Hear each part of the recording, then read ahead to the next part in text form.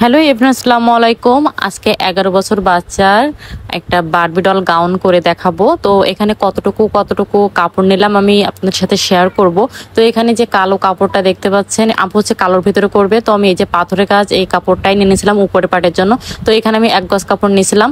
আর এই যে দেখতে পাচ্ছেন নেট কাপড়টা আমি নিচে দিব, তো নিচে ঘেরের জন্য দিব। তো এখানে আমি ওড়না সহ টোটাল নিয়েছিলাম 10.5 গজ, কারণ আমি অনেক বেশি ঘের দিব এবং অনেক পর্দা দিব। এখানে যে কয় পর্দা হয় আর কি, তো এখানে আমার টোটাল সবকিছু মিলাই প্রায় 4-5 পর্দা করেই হয়।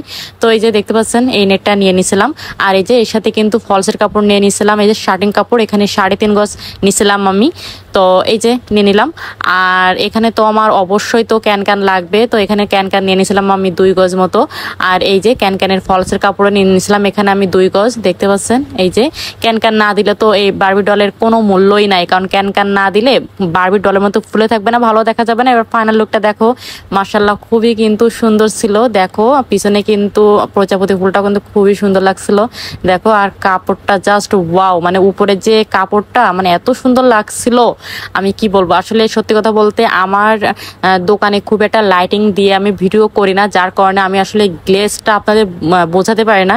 আমার এখান থেকে যারা ড্রেস নেয় তারা হচ্ছে আমাকে ফোন দিয়ে পরবর্তীতে বলে, আপু তুমি এত সুন্দর ড্রেস হাতে দিছো, বাট ভিডিও থেকে বাস্তবে এত বেশি সুন্দর, তুমি একটু বেশি লাইটিং দিয়ে করবা আপু। আসলে বাস্তবে কিন্তু তোমার ড্রেসগুলো অনেক বেশি সুন্দর।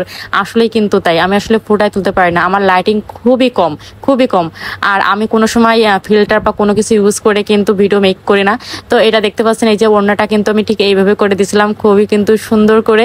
এই যে আপুর তো ভীষণ পছন্দ হয়েছে। এটা কিন্তু ইতালির থেকে হচ্ছে একটা আপু আমার কাছে অর্ডার করে, এবং এটা হচ্ছে আমি সুনামগঞ্জে অর্ডার মানে ডেলিভারি দিছিলাম।